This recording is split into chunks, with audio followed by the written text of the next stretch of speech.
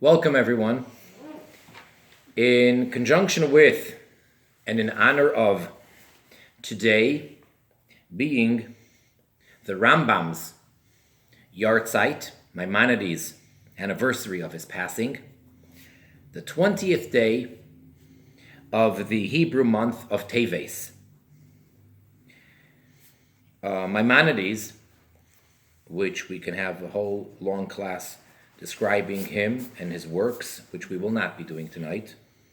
However, let me very briefly remind everyone, as we've said in previous classes, the only codifier who takes all of the laws of Jewish law and codifies them is Maimonides, is the Rambam, in his magnum opus known as the Mishneh Torah, which is what he named it, otherwise known as the Yad HaChazaka, otherwise simply and perhaps affectionately referred to as the Rambam, Maimonides. Now the Rambam is the acronym of his name, Rabbeinu Moshe ben Maimon, our teacher, Moshe, the son of Maimon. He divides up his entire series of books into 14 general books. And each one of the 14 books is then subdivided into halachas, which is subjects of Jewish law. And each subject is broken down into chapters, and each chapter into particular laws known as small halachas, as opposed to the general topic. So in total, there are 83 halachas, 83 subjects. From the first one being Yesodei HaTorah, the foundation, the fundamental beliefs of Torah, of Judaism. And the last one, the final one, the laws of kings, a Jewish king, and how the government is supposed to be according to Torah law. Now, the very last two chapters, chapters 11 and 12 of the laws of kings, he discusses the ultimate king, the perfect king, the king that all of mankind is really waiting for, known as Melech HaMoshiach. Melech means king, and Moshiach means anointed one. Otherwise, in English, referred to as the Messianic king, the Messiah. There's a great deal to be said about Mashiach, as everyone is aware. And there are volumes and volumes and volumes, literally, discussing it. And throughout history, there have been many debates, not only discussions, about Mashiach, about the real Mashiach, about the Jewish belief of Mashiach, about the true Mashiach, about the false Mashiachs, etc., etc. In the limited time that we have for today's class, let's try to study as much as we can of the Rambam inside and hear what he has to say. Now, as mentioned in other classes, unfortunately the censorship tampered with many of the rabbinic writings, beginning with the Talmud itself and going through many of the commentaries and the Rambam. As far as we're concerned, unfortunately, it gets so confusing, and it really makes a very big difference whether the word for the non-Jew is akum, goy, nochri, eino Yehudi, whatever it may be. And sometimes it's very important to know how to categorize him and who we're referring to. So especially here in the Laws of Kings, the last two chapters in two of the very early prints of the Rambam from Venice, which was a very famous Jewish printing, I should say, house. So in Venice, there in two separate years, when they published the Rambam, so it has over there the heading on top of these two chapters. It says Hilchos Melech HaMoshiach. So these two chapters, in addition to merely being the last two chapters of the laws of kings, is actually the laws of Mashiach. And as one might expect, a very large portion, a big chunk of it was completely omitted by the censorship. And if you read what it says there, it's quite obvious why it was censored out. However, manuscripts remained, and in later prints of the Rambam of our generation, the Rambam being printed the past 40 years or so, it's been added back, the accurate reading. But the regular standard printing of the Rambam still has it missing, but otherwise this Rambam has it. Certainly this Rambam has it, and many others have it. All right, so let us begin. Perek HaChadasar, chapter 11. This is the second to last chapter out of the 1,000 chapters of the entire Rambam. 1,000 chapters. So this is the second to last chapter.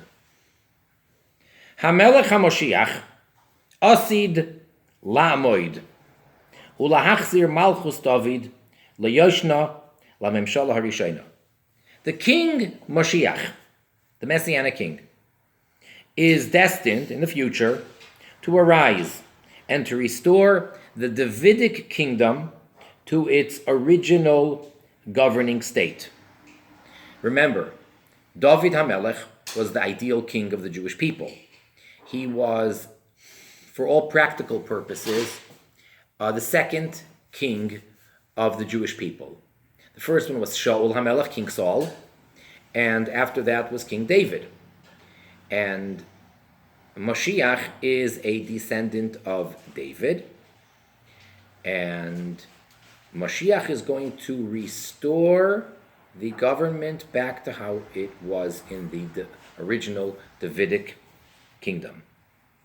And here is what Mashiach does. Uvoyne HaMikdash, and he builds the temple.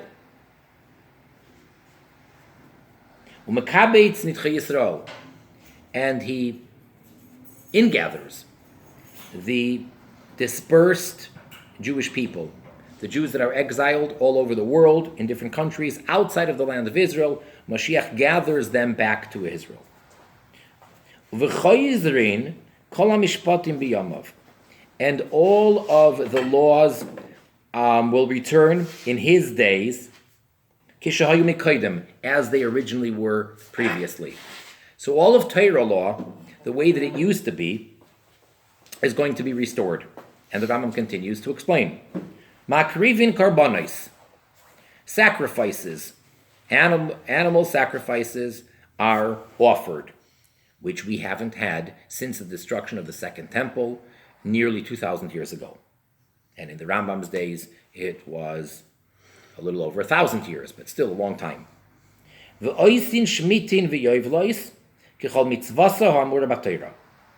And the sabbatical year with all of its details and laws, the 50th year, the Jubilee year with all of its details and laws, are going to be kept, are going to be done according to all of the commandments which are stipulated and stated in the Torah.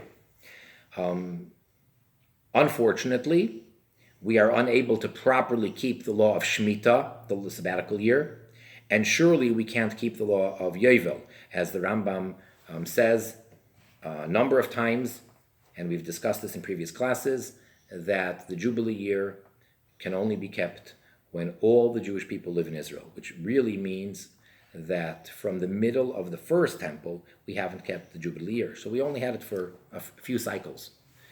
And that's unfortunate because it is a commandment in the Torah. So those are some of the things that are going to be restored with the arrival of the King Mashiach. And then the Rambam continues. V'chol misheine maimin boy, and whoever does not believe in him, or alternatively, misheine mechake leviyasoi, whoever does not await his coming. So we have 2 points here. 1, the person does not believe in Mashiach. 2, he believes in Mashiach, that's the implication. He just doesn't await his arrival. He says, when he comes, let him come. I'm not waiting. So such an individual, such an attitude, not only is he categorically denying all of the other prophets, but rather, he's actually denying the written law, the Bible, the 5 books of Moshe, and Moses, our teacher. Why is that? Why is he not just merely denying all the prophets that speak about the Messianic era and the Messiah and the redemption and all that? Why is he denying the Torah? The Torah speaks about God creating the world, speaks about the Jewish people being in bondage and then being redeemed from Egypt, speaks about the tabernacle, speaks about roaming around in the wilderness, speaks about Moses giving this fiery speech to encourage them to keep the laws, and tells us the 613 commandments, if you have the oral law to interpret what the written law says. Why is a person who doesn't believe or is not awaiting the Messiah, why is he denying that? So the Rambam explains. Sheharei, for behold, ha-Torah he'ida alav. The Torah.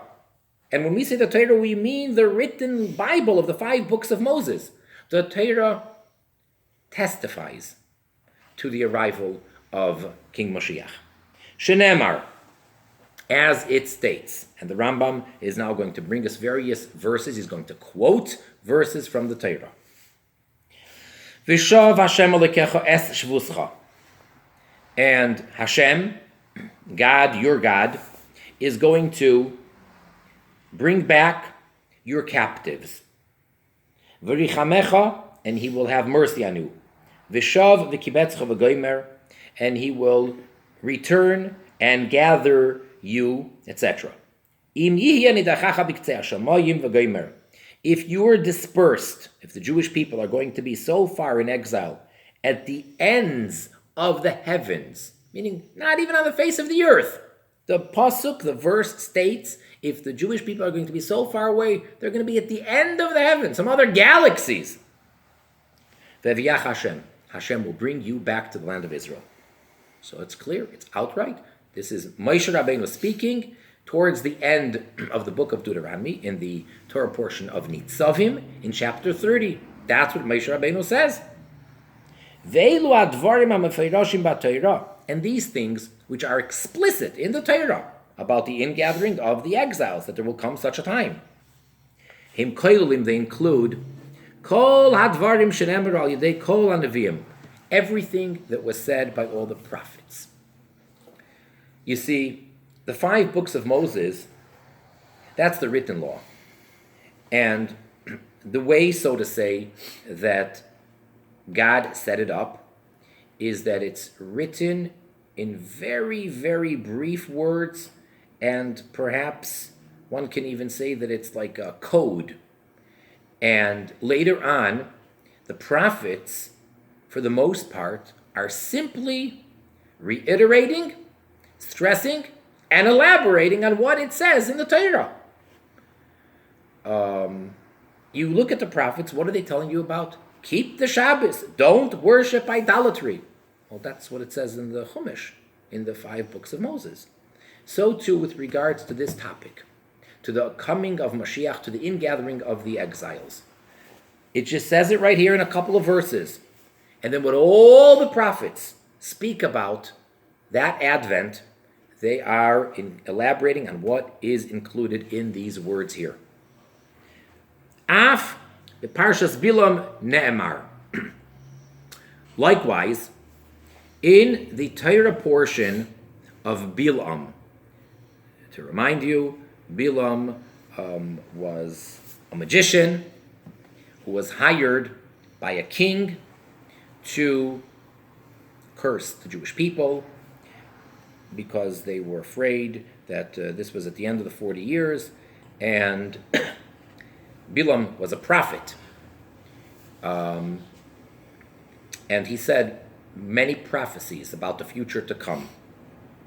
So in this Torah section of Balaam, Ne'emar, it is stated, Visham niba b'shnei mashichim. And over there, Balaam says prophecy about the two Mashiachs. This is how the Rambam is referring to them, the two Mashiachs.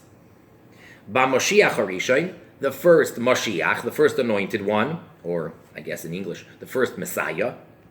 Shehu David, Sheishias Yisrael mi'atzoreim. That is David, King David, who saved, he redeemed the Jewish people from the hand of their oppressors, of their enemies.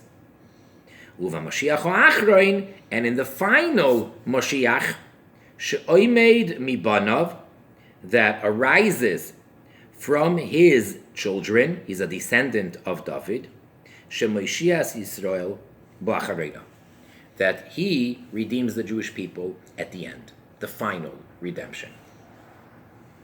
And now the Rambam is going to quote for us a few verses from this section in the Chumash, along with the interpretation of this poetic or cryptic prophecy. So to quote, this is in the book of Numbers, chapter 24. Erenu v'lo ata. I see him, but not now. End of quote. Says the Rambam, Ze David. Those words, uttered by Balaam as a prophecy from Hashem, from God, that is referring to King David. Erenu v'lo ata. I see him, but not now. Because King David wasn't to come onto the scene until a couple hundred years after that. Ashurenu v'lo karov. I see him, but he's not near. End of quote. Ze melech HaMoshiach. That is referring to King Messiah. Next quote. Dorach keichav miyankiv. A star has stepped forth from Jacob. End of quote. Ze David. This refers to King David. So the star of Jacob, stepping forth from the Jewish people, from Yaakov, that's David. Quote, V'kam shevet mi Yisrael, and a ruler will arise from Israel, from the Jewish people. End of quote. Ze melech HaMoshiach. That refers to King Mashiach. Next part, quote, Umachatz pasei moyav, and he will crush either the edges or the leaders of Moav, of the nation Moav. End of quote. Zed David. That is referring to David, and for that, the Rambam is going to bring us proof from the story of King David, where it clearly states that this was fulfilled from the book of Shmuel, Samuel. V'chein Woimer, likewise it says in the book of Shmuel, Vayaches Moav, Vayamad de Bachevel, that he smote Moav and he measured them with a rope. Take a look over there in Samuel 2, chapter 8. Back to the quote from Balaam, V'kar kar kol b'nei sheis. And he will, there's a couple of different interpretations amongst the commentaries, how to translate V'kar kar, either to destroy or to totally rule over. All of b'nei sheis, which means all of mankind, because Sheis was a son of Adam, and it's like saying B'nai Adam or B'nai Noach. It means all of the human race. So he's going to destroy all of B'nai Sheis. Zeh HaMelech HaMoshiach, that refers to Mashiach. Shenemar boy, that it says with regards to Mashiach, Umoshloi miyom ad yom. This is a pasuk in the prophet Zechariah, chapter 9. And he is going to rule from sea to sea, which is the expression of basically the entire world, all the nations from one end of the world to the other. Back to the Parsha of Balaam, quote, V'haya Edom Yeresha, and the nation of Edom is going to be an inheritance. End of quote. Zed David. This refers to David. He fulfilled this. Shenemar, as it says, again in the same place, right there in Shmuel Beis, chapter 8 as well. Shenemar, it says, Vati Edom LaDavid LaAvadim v'Gomer. And Edom became to David for servants. They became his slaves. And now back to the Parshas Balaam. V'haya Yeresha v'Gomer. Zeh HaMelech HaMashiach. This refers to Mashiach, Shenemar, and we're bringing proof text from the book of Ovadia, which is the shortest book in the whole Tanakh. So it's chapter 1. It's the only chapter in Ovadia. V'olu Meishim B'Artzion v'Gomer. That Ovadia, who's talking all about the Messianic era and how Mashiach is going to take over the nation of Edom. So it says over there that V'olu Meishim B'Artzion, that the redeemers are going to go up to mountain of Zion.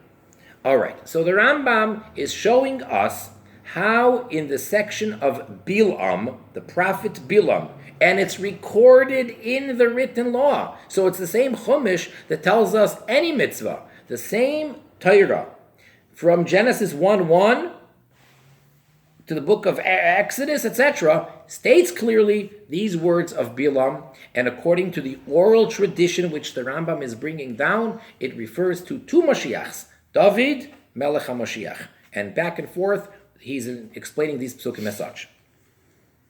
So far, in the general broad sense, we have two proofs from the Chumash for Mashiach. And that's why the Rambam was able to make such a statement that whoever does not believe in Mashiach, or whoever does not await his arrival, is denying the Torah, because that means that that person does not accept what it says in Devarim, Vishav Hashem Alekecha, etc., and he doesn't accept the prophecy of Balaam. The second halacha now. Af ba'arim miklat hu oimer. Likewise, when it comes to the cities of refuge, he says, now cities of refuge, just to remind you, if a person accidentally killed someone else. So there are certain cities in the land of Israel, and three of them actually are on the eastern side of the Jordan, which is not technically, or wasn't technically part of the land of Israel. So there were 6 cities of refuge where the person would go to, and it really served as a dual purpose. On the one hand, it was protection, because the relatives were allowed to kill, to avenge the blood. They were allowed to kill the killer, unless he was in a city, then it was forbidden to harm him.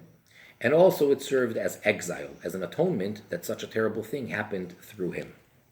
So when it comes to this commandment of the cities of refuge for someone who accidentally killed, it says, and we quote, this is from Dvarim, Deuteronomy, chapter 19.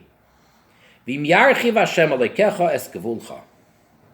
And now generally the word im would be translated as if, if. However, in certain places, and this is one of them, it would be more accurately translated as when. When God, your God, will expand your borders, v'yosafta lecha oid shalosh arim v'gomer. You shall add for you 3 additional cities of refuge. End of quote, says the Rambam. Umei oilam le'haya davar zeh. This never happened. We never got 3 additional cities of refuge. V'lo itziva HaKadosh Baruch Hu l'tohu. Hashem, the Holy One, blessed be He, did not give a commandment for nothing, so to say, in vain, or for something which won't ever happen. So if there's a mitzvah to add 3 more cities when this situation will happen, that means that the situation will surely happen. So those are 3 proofs from the Chumash. Again, to quickly recap, towards the end of the Chumash in chapter 30, Vishav Hashem Alekecha, that Hashem will bring back all the dispersed Jews. Proof number 2 from Parshas Balaam in Bamidbar, chapter 24. And finally, proof number 3 from the book of Devarim, chapter 19, when it comes to the cities of refuge. Aval b'divrei haneviyim, however, in the words of the prophets, ein hadavar tzarich raya. The matter needs no proofs. I don't have to prove anything. I don't have to quote anything. Shekol asfarim meleim b'davar zeh. For all the books are filled with this concept. So the Rambam says, I don't even have to debate or argue or prove anything to you. Anybody who opens up anything of the prophets knows that, of course, it's part of the Jewish religion. All the prophets are speaking about the future to come, the Messianic era. But what the Rambam wanted to point out was, which would not be so obvious necessarily, and that is that it's actually in the original Torah, in the Chamisha Chumshei Torah, the 5 books of Moses. Now the Rambam continues, Halacha 3, law number 3. V'aliyale al daitcha. Do not let it, well, literally, come up into your mind or into your opinion. In other words, don't entertain the following thought. Don't make the following mistake. That the Messianic king needs to make signs and or wonders. And that he innovates new things in the world. Or that he resurrects the dead. Or anything similar to that. Nowhere does it say that Mashiach has to do any of those novel, supernatural things. It is not so. So the Rambam is telling us, don't you dare think that the Messianic king, he described in the beginning what he's going to do. He will build the temple, he will bring back all the Jews to the land of Israel, and all of the laws will be restored as they are meant to be, as they originally were. That's it. Miracles, wonders, no. Don't compare him to Moses coming into Egypt and turning water into blood or turning a staff into snake. No, none of that. And now he's going to bring a proof that Mashiach, Melech HaMashiach, need not do anything supernatural. Sheharei, for behold, Rabbi Akiva Chacham Gadol Mechachmei Mishnah Haya. Rabbi Akiva was a great, wise sage of the sages of the Mishnaic time. All right, Rabbi Akiva is known as a Tana. He is from those that are the authors of the Mishnah, which is the early part of the Talmud, and he lived in the time of the destruction of the temple, right after the second temple. He's actually one of, the Rambam doesn't say this, I'm just giving you a little bit of background. He's one of the 10 martyrs that the Romans tortured in a very, very terrible, disgusting way and killed them like that. Each one of them in their own terrible, terrible, painful way. And Rabbi Akiva was amongst them. Rabbi Akiva, in many ways, is considered the greatest Tana. Surely one of the greatest. So we can learn from what Rabbi Akiva did. His behavior, his conduct can teach us what Jewish law is. And what are we going to learn from the story of Rabbi Akiva? V'hu haya noisei kelev shel ben Kuziba hamelech. Rabbi Akiva was the arms bearer of a king, a Jewish king, who the Rambam is referring to as Ben Kuziba. He may be more popularly known as Bar Kochva. His name was Shimon Ben Kuziva. And the Rambam is telling us, he's bringing up a historic fact that no one argues with, Rabbi Akiva went around actually carrying the arms of this king. All right, that's nice. V'hu haya oimer olav, and he, Rabbi Akiva, used to say about him, Ben Kuziva, Shehu HaMelech HaMashiach, that he is Mashiach. All right? He didn't just say he's powerful, he's mighty, he's a king, he's going to drive the Romans out. He said no less than he is the Messianic king. He didn't say he's like the Messiah. He didn't say he might be the Messiah. He didn't say he could be the Messiah. He said he is the Messianic king. V'dima hu v'chol chachmei doiroi, and he, Rabbi Akiva, imagined, and all of the wise men, all of the sages of his generation, shehu hamelech HaMashiach, that he is the King Mashiach, ad sheneherag ba'avonos, until he was killed by sin. Those are the words. Kevan sheneherag, once he was killed, Ben Kuziva was killed, noida lohem she'enoi, it became known to them, to Rabbi Akiva and to all the sages, that he is not. So what does the Rambam want for us from that historic fact, which I guess some would say from that unfortunate historic fact? I mean, imagine you have someone who seems to be, and the authorities of the time, the Torah authorities, are saying that he is, and then he got killed, and it turned out not to be so. Says the Rambam, and the wise men, these great sages, did not ask of him, loy ois v'loy moifes, no sign, no wonder. You'd wonder if this is the man who they're assuming to be Mashiach. Well, based on what? So let's ask him, can you bring back the dead from the grave? They didn't ask him to do that. Can you turn water into blood? Can ask him to do that. Can you do any miracles? They didn't ask him to do any sign or wonder. The ikar advarim kachahem. So, says the Rambam, the main point is as follows. The main points. He says, I'm going to sum it all up now in one sentence.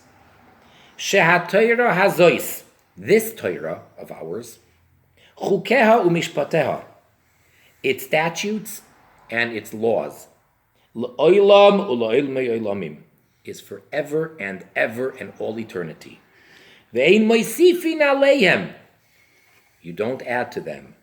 V'lo goyrin mehem, and you do not subtract from them. So the Messiah cannot add to the Torah. He cannot subtract from the Torah. And now, the final halacha, which is halacha dalit, which unfortunately, most of this halacha in the regular standard versions has been chopped out. It was cut out by the censorship, as you will understand. But Baruch Hashem, thank God, it's been, as I mentioned at the beginning, included in most of the accurate versions of the Rambam, which by today there are many. Says the Rambam as follows. Halacha Dalit, law number 4. So now he's going to describe what Mashiach needs to do, and much of this is based on the story of Rabbi Akiva and Ben Kuziva. How did Rabbi Akiva come to that conclusion? Him and all the wise men of his generation, to the extent that Rabbi Akiva was a Torah scholar who's really not supposed to do something like be an arms bearer for someone like Ben Kuziva, unless he is in fact Melech HaMashiach. So how was Rabbi Akiva so certain? And what did Ben Kuziva do other than just being a very mighty warrior?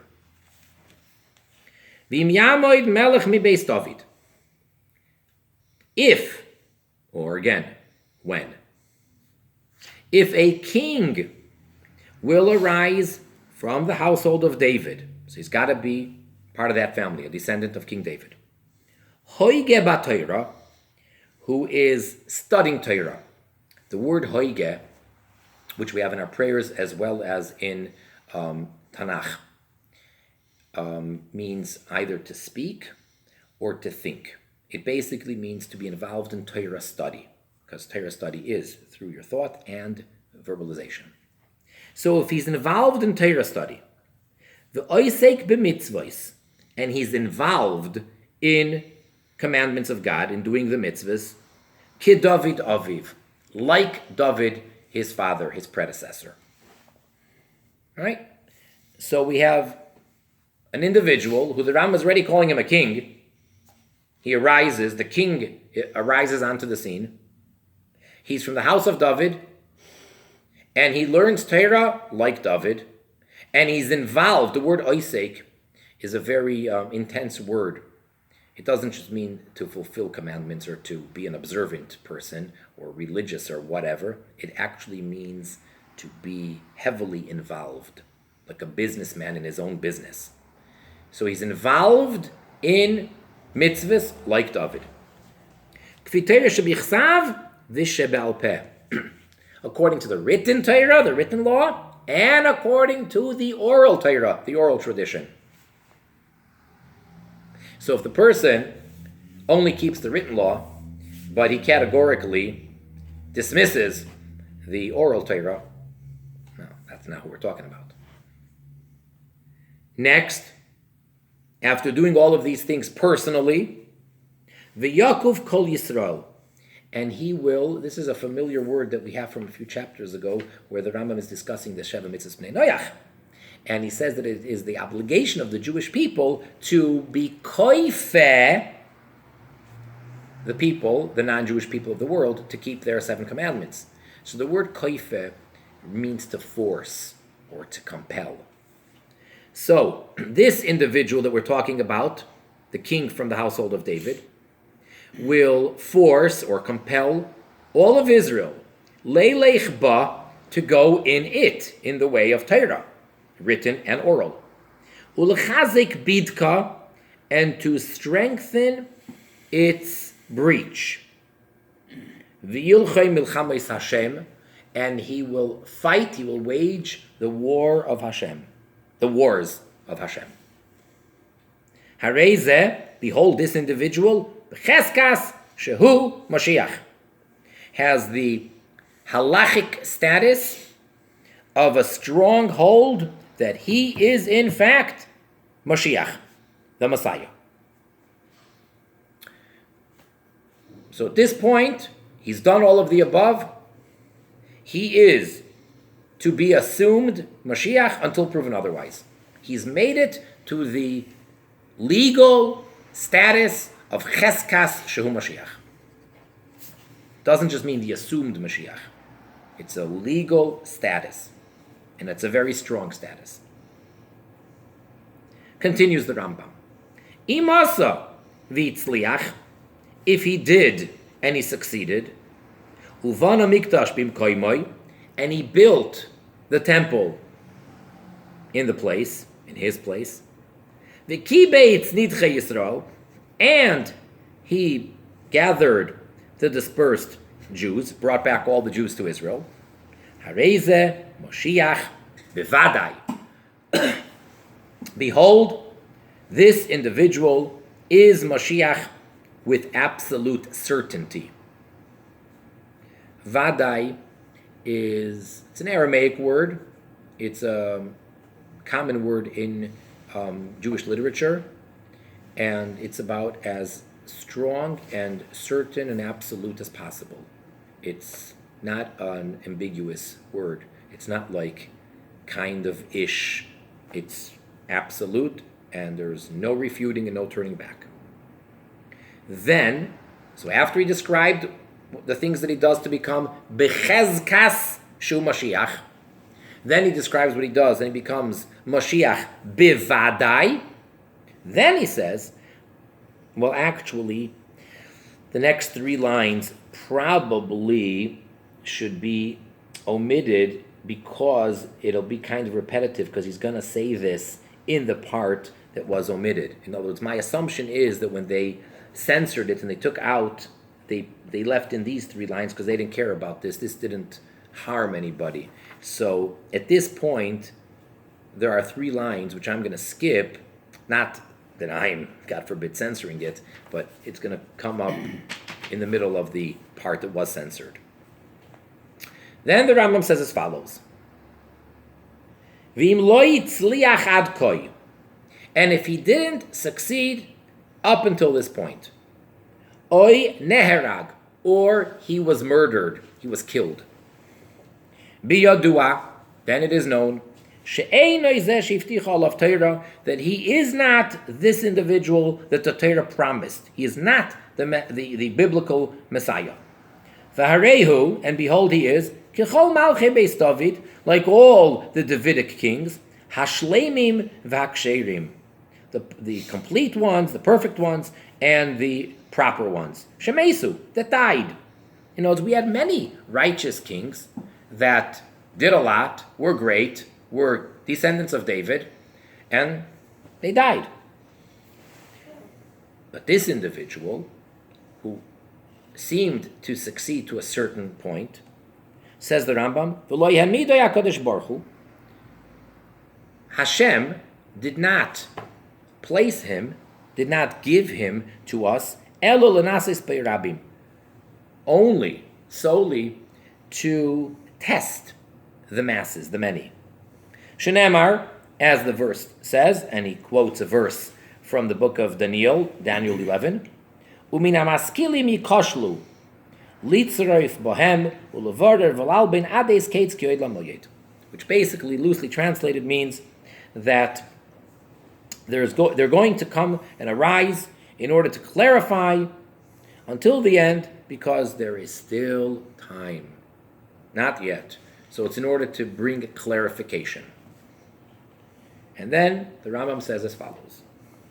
Af Yeshua HaNoitzri. Also, Yeshua, the Nazarite, Shedima, that imagined, Sheyiyeh Moshiach, that he will be Moshiach, the Messiah. V'neherag beveistin, and was killed in court.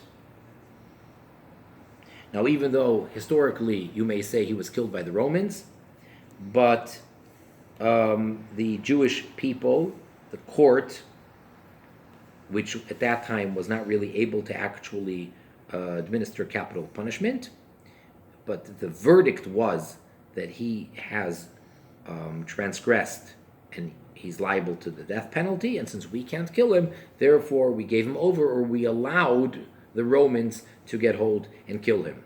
But we take the credit. The Jewish court. Kvar nisna b'voy Daniel, about this individual, Yeshua HaNotzri, the prophet Daniel, who preceded him, already said prophecy about him. Shenemar, for as it says there in Daniel, Uvnei paritzei amcha, and the children of those that break forth in your nation, Yinasu, they will arise, Lahamid chazoin, to establish, to bring up a visionary, V'nichshalu, and they have failed. End of quote. Says the Rambam. V'chiyesh michshal gadol mizeh, is there any greater failure than this? Shekol haneviyim, all the prophets, like we said, Dibru, spoke, Shemoshiach goyel Yisrael, that Moshiach redeems the Jewish people, Umoishiyam, and saves them, Umakabetz nitcheihem, and ingathers all of the dispersed, Umechazik mitzvahs, and strengthens their commandments. That's what Mashiach is supposed to do according to all the prophets. Vizeh, and this individual, Garam caused L'Abed Yisrael Bacherev, to destroy Jewish people by the sword. Ulefazer Sheirisam, and to spread out the remaining Jews that weren't killed. Ulahashpilam, and to belittle them, to lower them. Ulahachlif HaTorah, and to exchange the Torah. Ulahatois Roiv HaOilam, and to cause most of the world to make a mistake. La'avoid Eloikam Ibaladei Hashem, to worship, to serve God other than the God. So if there's anybody who's the furthest from have been able to be the Mashiach, it is JC. However, says the Rambam, the thoughts of the creator of the world, of God, man, mortal, doesn't have the ability to grasp them. We can't understand the ways of God, why he allows things to happen as they do. Paraphrasing from the prophet Isaiah. For our ways are not his ways, and our thoughts are not his thoughts. You can't compare us to him. You can't compare. So we don't understand how God works. And all of these things that transpired with Yeshua the Notzri, and of this Islamic guy, Shamad Achrov, which got up after him. So after the terrible tragedy and the failure of JC, after that came another one, the Islamic fellow. Einon Ella, they are only liyasher derech lamelech HaMashiach, to straighten the road, the path for King Mashiach. The only reason why, at first the Rambam says we can't understand the ways of Hashem. But then he's saying, but why would Hashem allow these people, which led astray basically most of the world with false religions, instead of adhering to the one and only God, the creator of the world, the giver of the Torah, and just keep your 7 mitzvahs b'nei Noach, and just worship God, support the Jewish people, and make the world the way that God had planned and wants? Why did he allow millions, countless people to go astray and to start these new false religions? They are merely and solely to straighten, to pave, so to say, the way for Melech HaMashiach. And this is now the lines that I skipped before.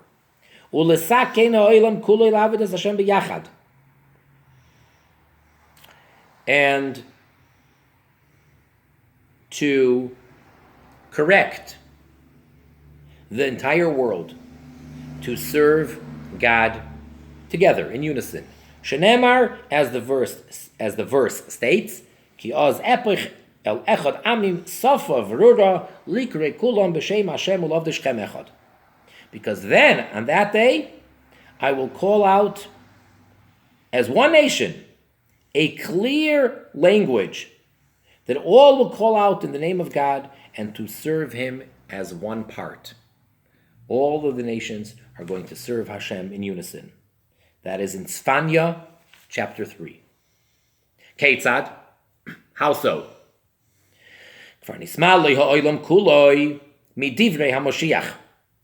The entire world now has become full of the words, the topic, the discussion of the Mashiach, u'midivrei Torah, and of the words of the topic of the discussion of the Torah, u'midivrei mitzvos, and from the words, the discussion, the topic of the commandments of the Torah.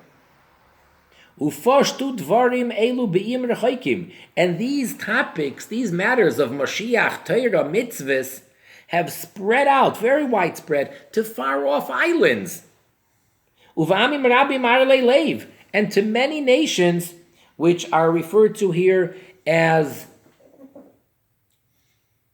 uncircumcised hearts, stuffed hearts. And they are discussing, there's a give and take, an exchange in these things. And regarding the mitzvahs, there's a discussion, it's on the table. These, some of them, they say, these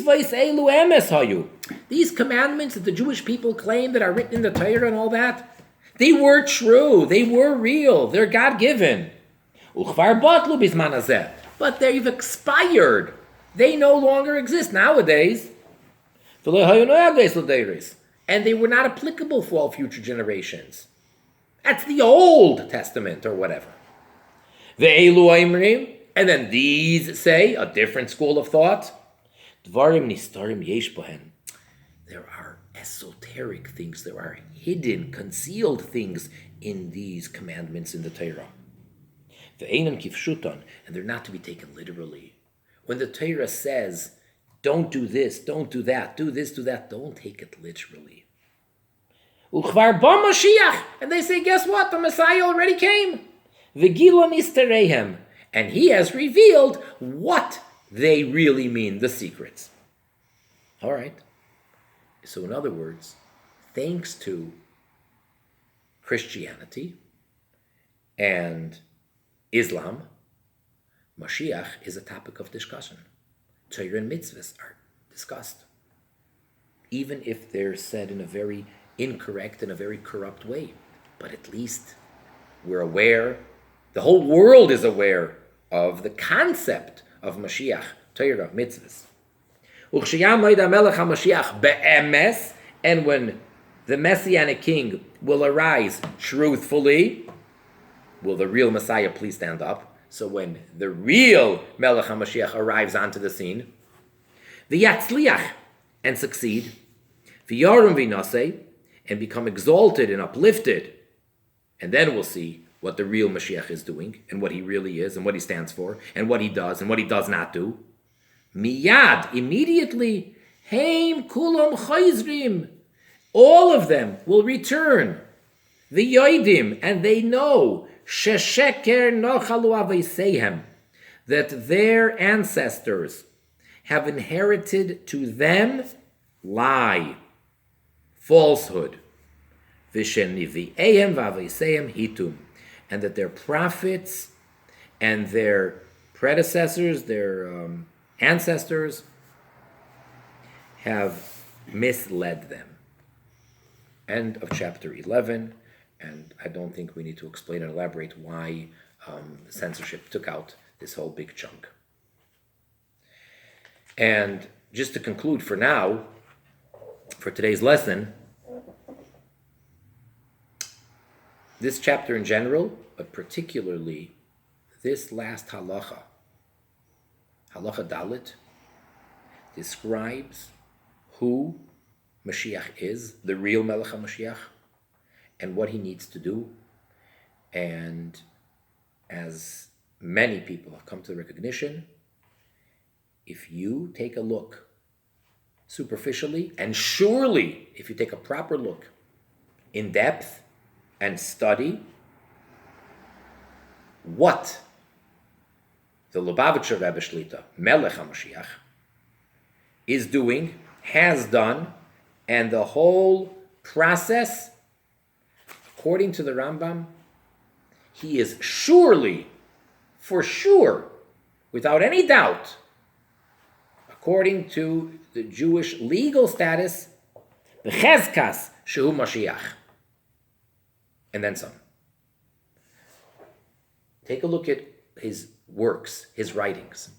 Haige b'Torah, Oisik b'mitzvahs, Kedavid Aviv.